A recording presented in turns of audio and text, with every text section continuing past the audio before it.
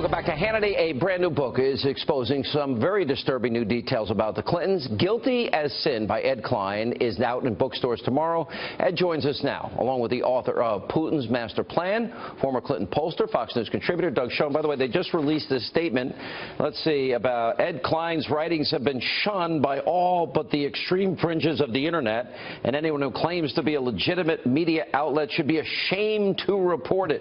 By the way, is this like calling Monica Lewinsky a narcissistic Looney Tune? Right. The same thing?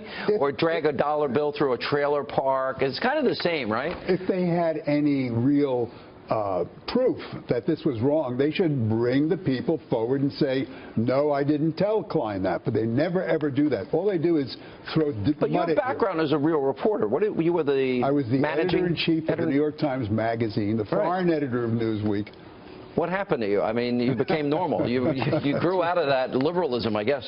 All right, but that's what they always do. So they release a statement. They trash you. They trash the book. A rambling news screed in line with the rest of his work is discredited fiction. Okay, that's what they do. But that's what they've also done to all these women. That's right. And you talk about he's not changed. You're talking about interns at the Clinton Library in Arkansas giving him foot massages? 20-some-year-old interns, like Monica was 20-some years old, right? Yeah. Giving him foot massages in his penthouse apartment in Little Rock. Does Hillary know about this? You know, I mean, you can't make this stuff up. And I've interviewed these women who did it. You did? Yes. And they're proud of it. Yeah, you did mention that. They say, oh, I get to do it to a president. Touching the president is very thrilling, is what they say. Well, what is your take on this? My take is the more discussion there is of the Clintons' personal life, the better it is for their election campaign. Well, why do you I know you've said that to me before, but why do you believe that? Here's why I believe it. The issues in this country work to the advantage of Donald Trump. The more that the dialogue is about Hillary or Bill Clinton's peccadillos, the more Trump doubles down, the more he doesn't talk about the economy. He doesn't talk about the big issue of the day, which is our absolute failure in Syria and the failure of Obamacare.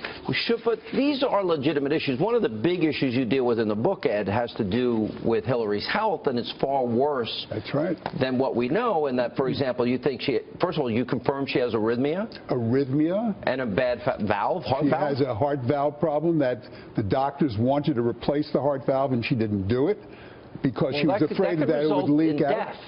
And she's got clotting problems. She's got all kinds of... She's on lifetime Coumadin and an anticoagulant, but wait a minute. If she has a bad valve, any good doctor is going to say you've got to replace it. They did.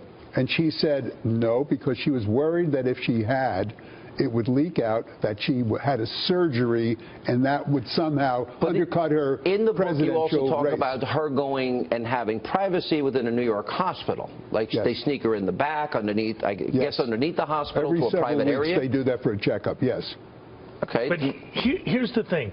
When Donald Trump mimics her falling down and trivializes, in a certain sense, the serious issues that are getting raised, all that happens is we lose focus on change, corruption, and the need for a new direction, which are his issues and his themes. You know, look, I do think Ed's work is important, because especially because he's reporting and he's giving his sources, and I know anyone in the liberal left media is going to hate him and try and discredit him, and they'll still... Didn't your last book topple Hillary's #1 on the New York Times? So it had to sell twice as much as her. Knocked her off the top. But Ed's selling books. Donald Trump's trying to be president.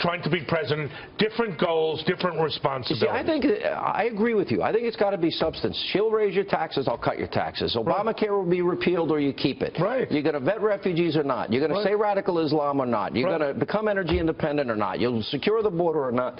There's such deep and profound differences. Sean, if you just take those lines, transport them to Donald Trump, and he says them for the next 35 days. Just that.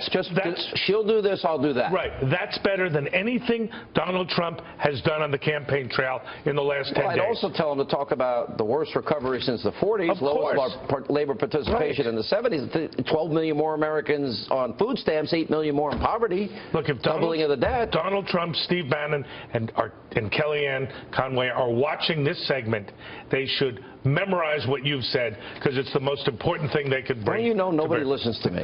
You know that, right? Sean, a lot of people listen to you. We all listen to you, We all do.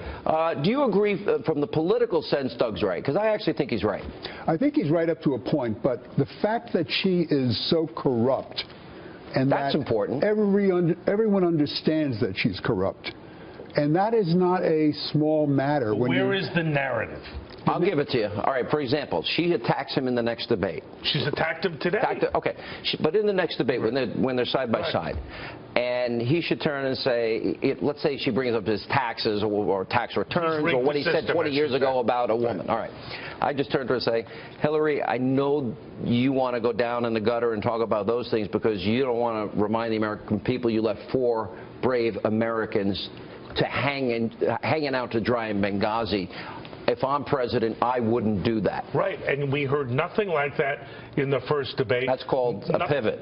Nothing since then. No pivots. Doubles down on Machado. Attacks Bill and Hillary. I agree. That was dumb. It's all been a mistake. That was dumb. And someone ought to say to Donald Trump, you're blowing the election. Curiel, Khan, Machado, dumb. Out. Agreed. What do you think? I think he's right. I think he's right, but I also think she's a very vulnerable candidate.